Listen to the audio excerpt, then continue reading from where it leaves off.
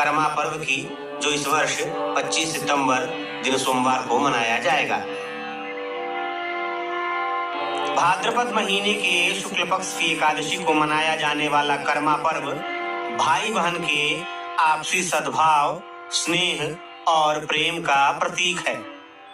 साथ ही ये त्योहार कृषि और प्रकृति से भी जुड़ा हुआ है, जिसमें अच्छी फसल के लिए प्रकृति की आराधना की जाती है।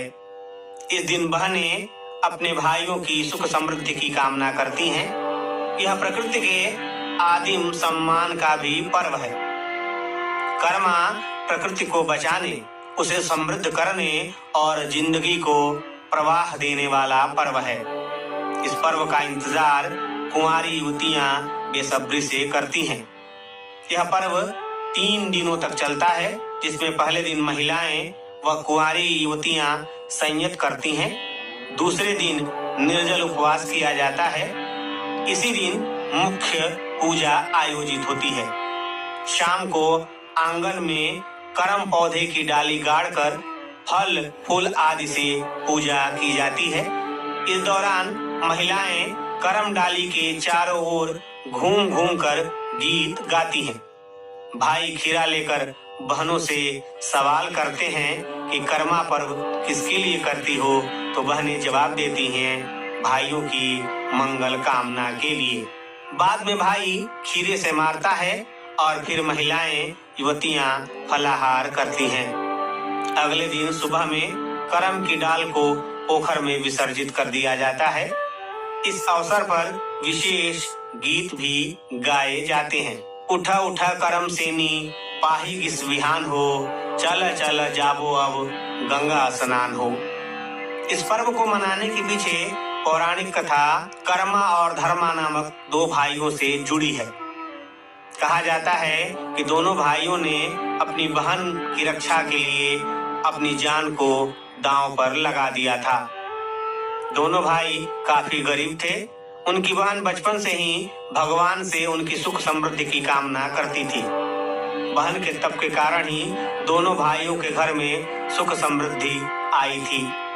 दोनों भाइयों ने भी दुश्मनों से अपनी बहन की रक्षा के लिए अपने प्राण न्योछावर कर दिए।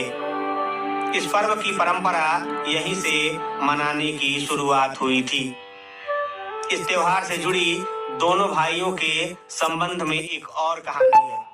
कहा जाता है कि कर्मा और धर्मा 2 भाई थे। दोनों बहुत मेहनती और दयावान थे। कुछ दिनों बाद कर्मा का विवाह हो गया। उसकी पत्नी अधर्मी और दूसरों को परेशान करने वाली थी।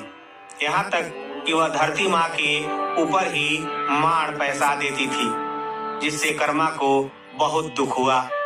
वह धरती माँ की पीड़ा से बहुत दुखी था और इससे नाराज होकर वह घर से चला गया। उसके जाते ही सभी के भाग्य फूट गए। दुर्दिन आ गए और वहां के लोग दुखी रहने लगे। धर्मा से लोगों की परेशानी नहीं देखी गई और वह अपने भाई को खोजने निकल पड़ा। कुछ दूर चलने पर उसे प्यास लगी। दूर एक नदी दिखाई दी, लेकिन नदी में पानी नहीं था। नदी ने धर्मा से कहा कि जब से कर्मा भाई यहाँ से गए हैं, तब से हमारे कर्म फूट गए हैं। कुछ दूर जाने पर आम का एक पेड़ मिला। उसके सारे फल सड़े हुए थे। उसने भी धर्मा से कहा कि जब से कर्मा गए हैं, तब से हमारा फल ऐसे ही बर्बाद हो जाता है। ऐसे ही रास्ते में कई लोग मिले, जिन्होंने धर्मा से ऐसी ही बात कही।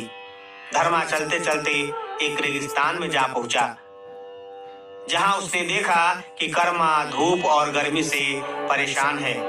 उसके शरीर पर फोड़े पड़े हैं और वह व्याकुल हो रहा है। धर्मा समझा बुझाकर कर्मा को लेकर घर चल पड़ा।